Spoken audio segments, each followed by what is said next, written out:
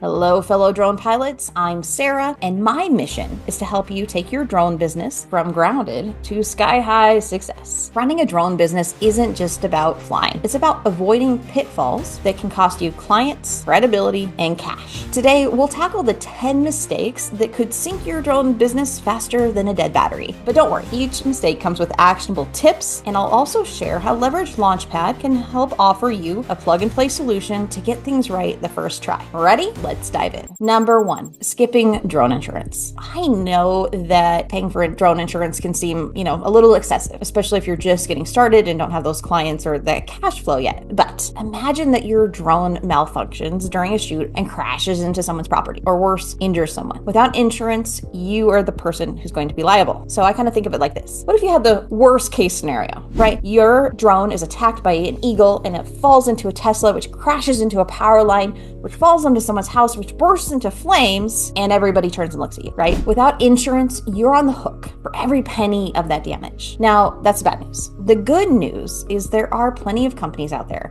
companies like Skywatch.ai or Verifly, and these offer affordable, flexible plans which can get you covered and not be completely unreasonable for your business, even if you're just getting started. Not only does this insurance protect you financially, but it does also show your clients that you're a serious professional. You've taken the time to do things right. So that's number 1. Highly encourage you check it off the list of things to not do incorrectly. Number 2, buying 10 expensive drones before you've made a dime. Don't make the rookie mistake of buying a fleet of drones before you have a fleet of clients. And I know it's super tempting. There are so many ways you can go with your drone services, right? You could be doing roof inspections or solar inspections and heat mapping, and there are so many cool things you can be doing with the drone. But if you are trying to get return on investment, I really encourage you to start small. Start reasonable, get that proof of concept, proof of ROI before you get out over your skis and, are buying things that you don't necessarily are going to pay off long term. Those shiny new models are definitely tempting, but more gear does not automatically equate more income. My recommendation would be to start with one versatile drone that can get the things done, whatever your niche is. So perhaps a DJI Mini 3 Pro if you're doing real estate, or a Mavic 3 for more commercial projects. Prove your business model and then scale up when you're ready. Leverage Launchpad also includes guides to help you pick the drone that's right for your business. And on to number 3, which would be neglecting Google and your website. Mistake number 3 is ignoring your online presence, because like it or not, part of a local business owner, a local services business owner, is making the algorithms happy. And part of that is feeding them. And what do they want? And this is me, like the algorithm that I'm referring to would be like the SEO. So when somebody Googles drone service provider near me, where are you showing up in those results? And when you're showing up with Google My Business, where you've got your profile optimized, you're adding photos, maybe they're even geotagged, you're adding offers and updates regularly, that tells the algorithm that you are an active, healthy business who will provide what the people searching for those terms are looking for, because that is Google's job. Google's job is to serve up on a silver platter exactly what searchers are looking for. So they want to be giving relevant information for businesses that are showing that they're still active, that they're updating things, that they're active on social media, even if when you post all it seems like you get is crickets. Sometimes all we're doing is feeding the algorithm, and that's just part of the game. To get to the top, you got to play the game. So Google My Business can absolutely be your best friend when it comes to attracting local clients. It's where people also are checking you for reviews, information, your prices, your packaging, comparison shopping. If you think about it, if you're looking for like a plumber and you Google plumber near me, are you going to choose one who's managed to fill out their whole profile and has 10, 15, 20 positive reviews, or the one who has 1 3-star review? Like it or not, this represents our business online, and the more proactive we can be about taking control and optimizing it, the better results you're going to get, because those people who find you on your Google My Business are those people who are actively searching for your services, who are those ones who are ready to pick up the phone or text and say, hey, can you do this job, and are going to want to pay you what you're worth. So much more fun than getting out there and grinding, cold calling, etc. Things that might be part of still doing your business, but it's a lot more fun when you just pick up the phone and can say, yes, I can do that. That's exactly what I do. Thanks for the call. As far as your website goes, it doesn't need to win any awards. but it does need to be clean. It does need to represent you. It needs to show what you offer and at what price and why. The more you can position on value, the less pushback you're going to get on prices, and the more you're going to be out of that race to the bottom on pricing. We want out of the race to the bottom on pricing, so really recommend that. On to number 4, trying to be everything to everyone all at once. And I know it's so tempting, right? You want to search for those lost dogs in a field and do cell tower inspections and also check for leaks on commercial buildings and do the real estate shoots and maybe some FPV and construction monitoring and all of the plethora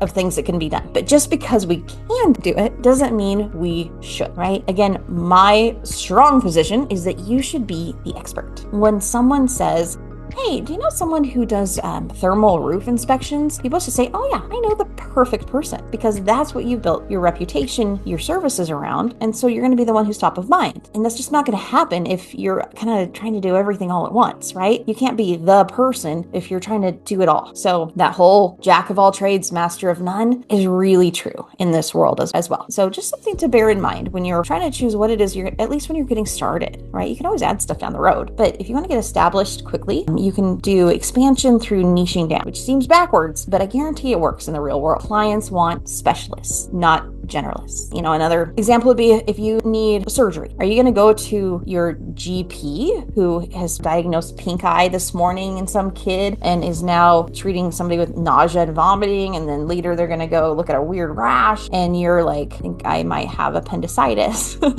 No, you're going to find the person who specializes in treating appendicitis. So be that person. Be the appendicitis person, except with drones. Pick one niche and own it. Excellence in one area will build your reputation and attract high value clients. Leverage Launchpad can also help you pinpoint that niche and talk to that certain population that you decide you're going to target. Number 5, not knowing what you offer or how much you charge for it. Kind of a long one there. But if you don't know your value, neither will your clients. This mistake is a killer, being vague about your services and pricing. This is another mistake I see people do. Like they'll just be waiting to hear what a person's budget is and then come back with a quote that meets that budget. But my argument is if you know what you offer and the value, even if their budget's lower, they're going to be willing to pay more for more value, or vice versa. If their budget doesn't meet what you do, maybe they're not your client anyway.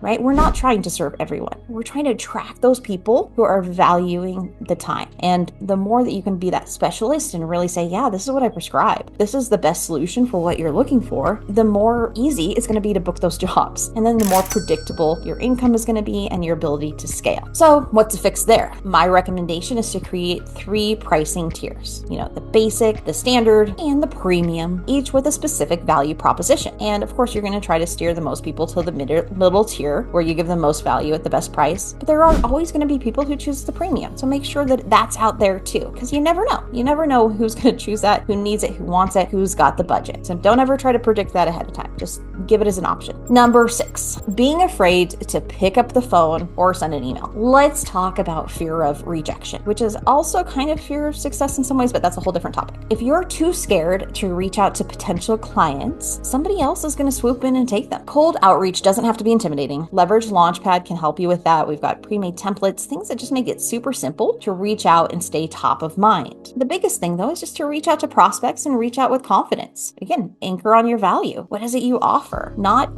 can I do this for you? Not pushing, but pulling. And remember, every no gets you closer to a yes, even when it doesn't feel like that. Number 7, not creating a system for follow-up. The fortune is in the follow-up. Most clients aren't going to hire you after the first contact. In this day and age, most people have the attention span of a guppy. It used to be better, but now that we've got TikTok and a billion things going on and our attention is so divided, we just have to be more present. We just have to show up more often to be top of mind. So when somebody is ready to say yes, they know that it's you that they want to say yes to, and they know where to find you. If you're not following up, you're losing money. So you want to be using CRM tools to track your leads and your follow-up. You want to make sure that no lead is falling through the cracks. If you put effort into initiating contact, starting to build that relationship, you got to capitalize on that, and you have to keep on with that follow-up. Number 8, sucking at delivery. What kind of client experience are you providing? Would you want to work with you again? Your delivery can make or break your business. A shaky or poorly edited video, late delivery, or poor communication can not do great towards your reputation. And we want you to have a stellar reputation. Create a wow experience with polished footage, fast turnarounds, and exceptional service. You want to have workflows and processes in place. What is your SOP for each of these steps so that nothing's falling through the cracks, so that you know that you're building a reputation of excellence and you're meeting your clients' needs and expectations and even going above and beyond where and when you can. So just taking a little extra time to look at how you streamline your delivery process can leave your clients amazed. And then that gets you to the 3 R's: the repeat clients, the referrals, and the reviews. That's the trifecta. That is where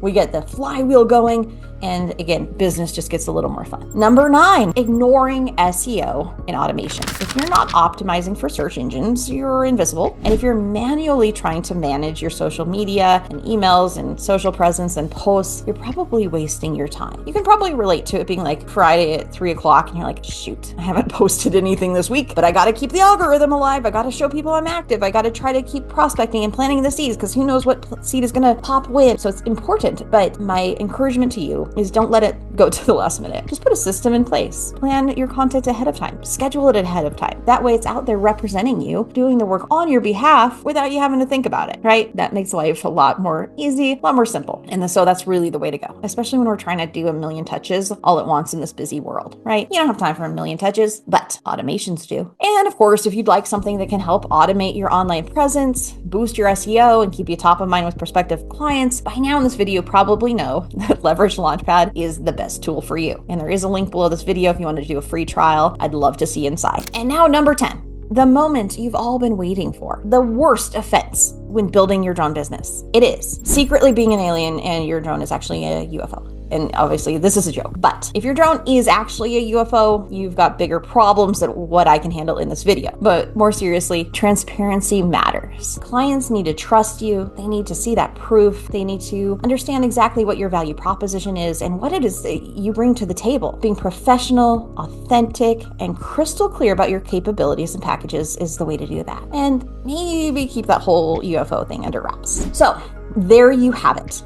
The top 10 things to do to fail as a drone business owner. If any of these hit close to home, don't panic. Every mistake is fixable and Leverage Launchpad is here to help. From automated tools to step-by-step strategies, Leverage Launchpad makes running a successful drone business easier than ever. If you found this helpful, please smash the like button, subscribe to the channel, and let me know in the mistakes. Which mistake are you tackling first? Thanks for watching, and I'll see you in the next one.